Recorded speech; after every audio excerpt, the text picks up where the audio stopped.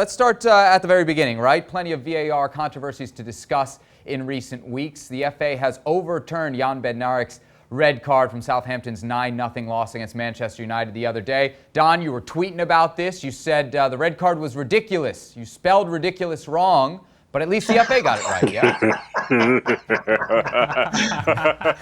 Well, there's no surprise there because I was that fuming I couldn't get it away quick enough.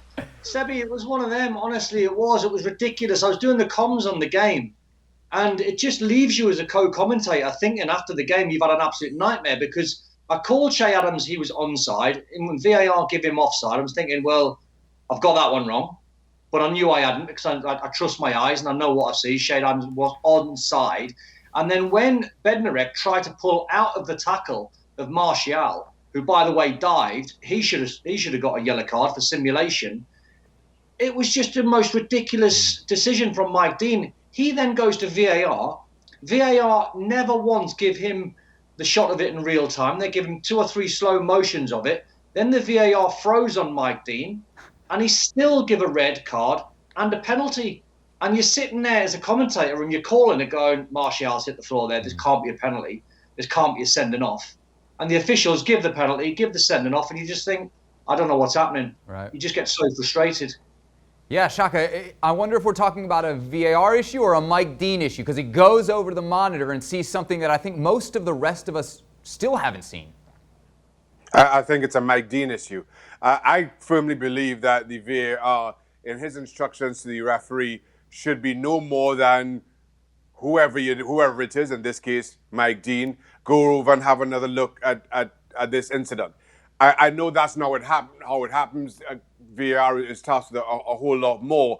But I think in this instance, it worked or seemed to have been working the way it should. The VAR said to the referee on the field, go over, have a look, and make your own decision. Mike Dean did exactly that. How he comes away from that, thinking that was a red card, is simply beyond me. So this, for me, is entirely on the referee on the park, Mike Dean. VAR, maybe for once, doesn't get any blame at all. All right, well, Southampton, obviously and understandably upset. The BBC reporting that they've asked that Mike Dean and Lee Mason, they've had some controversial calls, both obviously in the United match, previous to that, Aston Villa, go against them, that neither of those two officials referee any of their matches in the near future. Ale, what do you think, smart or sour grapes? Well, first of all, can I just say that it's not mutually exclusive when you say Don is mentioning that he doesn't know what he's talking about because VAR overturned the calls or didn't overturn the calls. Those are two separate things. Don doesn't know what he's talking about, but that's separate. That's one thing. That's one issue that we have to deal with on the side. Now, in terms of VAR, in terms of Mike Dean, in terms of Southampton, in terms of their petition and saying we don't want to deal with these referees, I don't know what you gain from this. I suppose that it gives you some sense of security if Lee Mason and Mike Dean are not refereeing the matches. But when the game ends up 9-0, I don't quite believe that Mike Dean was the issue here for Southampton. There may have been some bigger issues in this particular game, in this particular sequence, because let's just say that red card didn't exactly change the game. Oh, come on, Ali. Of course it changed the game. Put Southampton down to 9 men. And what was the score at that time? Well, the Southampton players were they just didn't know what was going on. It was outrageous. You can't say it didn't change the game, as in it wouldn't change the result of 3 points. But Ralph Hasenhüttl's men wouldn't have come away losing 9-0, I'm pretty sure of that. Well, 8-0, maybe. Oh, I'm sorry. They would have lost just 6-0. Oh, okay. Well, then in that case, it's fine, guys. We did a great job tonight. We're proud of the effort we put out here on the field. Come on now. You know what it's like, Ali. You've been a player. You know what it's like when you go down to 9 men and you see one of your players get sent off when you're a player and you're watching the ludicrous dive from Martial. And if you were Bednarek's partner, Jack Stevens, and you're seeing your mate getting sent off, and even Bednarek, put yourself in Bednarek's situation, when actually Martial was alleged to have said to him, it wasn't a penalty, mate, it wasn't a penalty. Then you've got to walk off the pitch taking a red card, down to 9 men. Shaka, what do you make of what... But it doesn't... My point is that Southampton was in trouble already.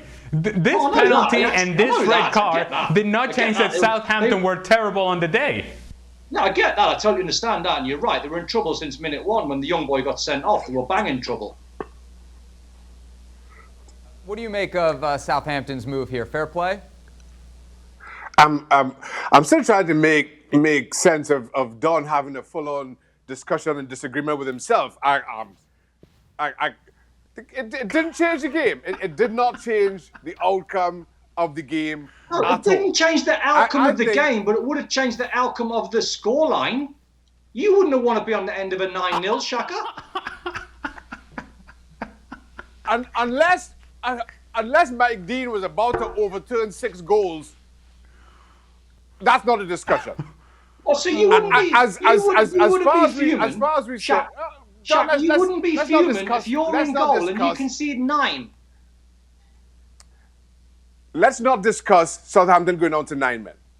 They were going to lose the game, whether it was by 9 or 8 or 7, or count as far back as you want. They were going to lose the game. That's not what we're discussing here. Now, all of a sudden, for me, what Southampton are doing is making a play here to change the discussion around that drubbing. And I dare not say 9-0. They all of a sudden now, by making these protests and asking for these referees to be kept away, we're having discussions about the referees, the role they play, and whether going down to 9 men actually did change the game. Not the fact that they were, listen, yes, they were down to 10 after 90 seconds or whatever it was. That's on them. After that, the drubbing that they were in the midst of, that's on them. But having a discussion around the referees and the effect on the game, that's just the power play with this protest. Thanks so much for watching ESPN on YouTube. And for more sports highlights and analysis, be sure to download the ESPN app. And for premium content and live streaming, subscribe to ESPN Plus.